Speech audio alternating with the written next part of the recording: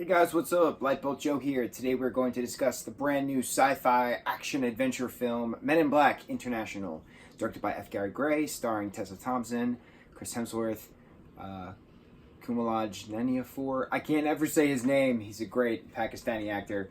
Liam Hemsworth is in this film. Not Liam Hemsworth. Liam Neeson. I can't talk. So this film is interesting because we've had Men in Black 1, 2, and 3. We then had a hiatus. Sony got hacked. There were emails leaked back in 2015. And in the emails, it was revealed that there was going to be a 21 Jump Street and a Men in Black crossover sequel. So it was going to be called Men in Black 23.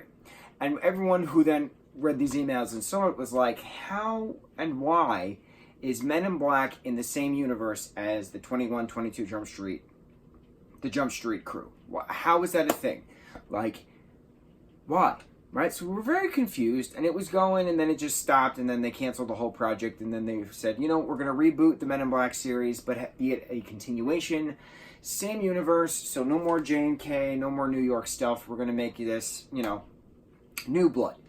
International, New Blood, across the pond. And we're like, all right. So then they announced that Chris Hemsworth and Tessa Thompson were going to be the new agent leads of this film, later to be called Men in Black International. And we were like, that's interesting because they're literally Thor and Valkyrie within Thor Ragnarok.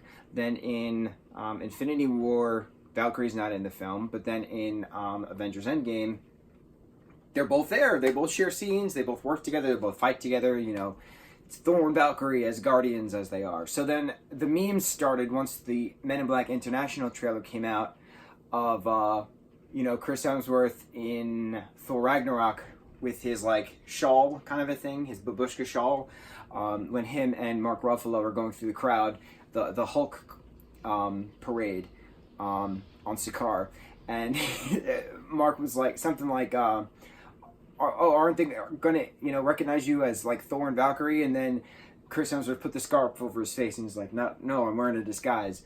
But, like, you're watching this film, and you're like, okay, it's Thor and Valkyrie. They're like fighting aliens, but like that's what they already did. This time they're just wearing suits. And at one point, the funniest moment of the entire film was Chris Hemsworth lying on the ground fighting this blue alien, and he's like extending and he's trying to reach this tiny hammer, and he's like, ugh. And you're like, you see like he's trying to like will the hammer to him, and you're like, haha, it's you know, ode to Thor and Mjolnir, you know, Thor's hammer, and you're like, okay, cool. But, like, this movie was boring. It was really boring. Like, F. Gary Gray did a great job directing it. The actors did a great job. The special effects were great. The set design was great. Lighting was great. The story was boring. You had alien drug deals going on at one point. You had alien weapon drug deals going on at some point. And you had this main alien give some you know, key to the universe kind of a thing to a Men in Black agent, right? And then die. But that's literally the plot of the first movie. You have an alien, right? Give the eye of the universe, or whatever they call it, I can't remember, and it turns out it's dependent on the cat the whole time, right? So it's the same plot. I thought this was a reboot, though. So with the reboot of the same universe, you're not supposed to use the same plot. It's a little weird. Like, anytime there's a Jurassic film, people are always like, oh, they're going back to the island, they're recycling the same story, but they're not, because they change the story each time. The first Jurassic Park is the first Jurassic Park, right? The introduction to Nublar. Second Jurassic Park is Isla Sorna. Third Jurassic Park is Isla Sorna again, just a different part of the island because a kid got lost. We've never talked about the Jurassic films. We gotta talk about them. Obviously, we've talked about the toys, never the films themselves. Big fan. We'll talk about them. The fourth one, which is Jurassic World, the technical reboot, was back on Isla Nublar, and World was built on the remnants of Park from the first film, okay? So, completely different environment. Not so much a park failure, but an animal escaping, wreaking havoc on everything. That was a horror film. All the Jurassic films are horror films. Fifth one, Fallen Kingdom, totally rewrote the whole schematic. There's now dinos all over the world. So, different. It was different in a reboot sense. That's why I'm using the comparison. They used the same plot. That's not a reboot. That's a remake. if you're using the same plot.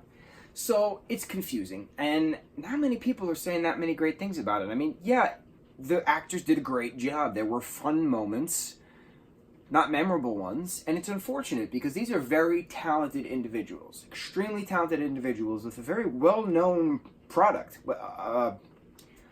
program, package, I don't know what the word is, well-known property. That was the P word I was trying to out of.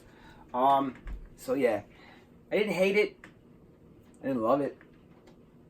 The villains were kind of cool, like the North African, Middle Eastern looking guys. Like their outfits were pretty dope. Like dead ass, they were pretty lit, pretty insane. I was very excited for them, but that's about it. Have you guys seen the brand new Men in Black International? What are your thoughts? Are you kind of meh like I am? Let's discuss it. Mucho mahalo, guys.